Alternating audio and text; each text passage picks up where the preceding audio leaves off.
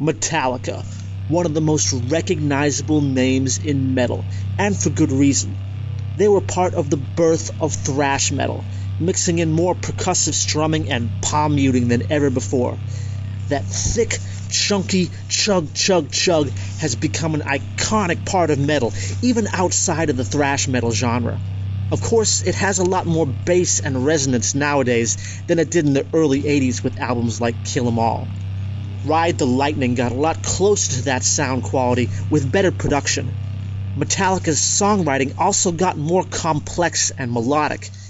James Hetfield's voice also really hit its stride on this album.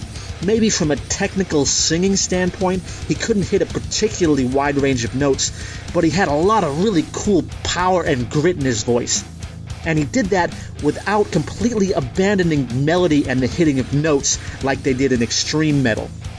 James Hetfield also had the good sense not to emulate those awful, ridiculous vocal high notes that were popular in the 80s and later became a staple of power metal. Aggressive, gritty, yet still melodic vocals are a hard thing to pull off, and they're one of the major things that set Metallica apart from the rest of thrash metal, if not the rest of metal in general. Master of Puppets and Injustice for All continued that level of quality in metal that not too many other bands had. The Black Album was a bit less intense. It still had a lot of really awesome metal riffs, just with a few slightly lighter hard rock riffs mixed into it. Then, what? This only has like 2 good songs on it, and just 1 good metal song? I just don't... Oh, this is a little bit better. 5 good songs, maybe 2 or 3 good metal songs. Wait. What the hell is that? This is terrible! How could this possibly be Metallica? Ah! Please make it stop! Make it stop! No, that was not Metallica. Seriously, that was not a Metallica album. Let's never speak of that ever again. Now, Death Magnetic. What's this? You know what? I know what this is. Metallica is tired of heavy metal. They tried to do some other things, and they just weren't that good at it, so now they're forcing it, and they really just don't want to anymore. They wrote a few good songs by accident, but for the most part, their hearts just aren't in it anymore, and it shows. Most of these songs feel thrown together, erratic, and sloppy. And you know what? It's the same for this new album, too. Again, they wrote a few good songs by accident, and maybe the good songs on Hardwired to Self-Destruct are a little better than the good songs on Death Magnetic, but most of these songs are still just disjointed heaps of almost Metallica. So yeah, if you consider all the crap that Metallica came out with after the Black Album, then there are better bands out there, like Megadeth. Megadeth's classic 80s and early 90s albums may not have had the catchiness, heaviness, and overall awesomeness of the first 5 Metallica albums, but they put out 7 really good albums before the disaster of Risk, and even after Risk, Dave Mustaine just worked harder than Metallica and eventually put out really awesome comeback albums like United Abominations and Endgame that were every bit as good as Megadeth's classic albums. And even Dystopia, while not perfect, was significantly better than Hardwired to Self-Destruct. And what about Pantera? Forget about it, they never put out a bad album. Pantera is clearly better than Metallica if you consider their post-Black Album career. But wait, shouldn't a band be judged on their best material and not their worst material? What if all those subpar releases after the Black Album never happened? Let's say Metallica came out with a 6th album, but not Load, they came out with a good 6th album. Let's call it Load Magnetic to Self-Destruct. The first track was King Nothing, the second track was Devil's Dance, the third was Where the Wild Things Are, the fourth was Broken Beat and Scarred, the fifth was The Day That Never Comes, number 6 was Suicide and Redemption, the 7th was Murder 1, 8th was Now That We're Dead, and the 9th one was Dream No More. And you know what? Let's add 3 hard rock songs. As long as most of the album is metal and there are only 3 hard rock songs, as long as they're good hard rock songs, no one would complain. Let's add number 10, Carpe Diem Baby, number 11, No Leaf Clover, and number 12, Until It Sleeps. What if that was Metallica's 6th album, and after that, they just said, we're not doing music anymore. We've done all we can in music, and they just rode off into the sunset, leaving behind an immaculate discography of the first 5 albums and load Magnetic to self-destruct. If that happened, then would Metallica be the best heavy metal band of all time?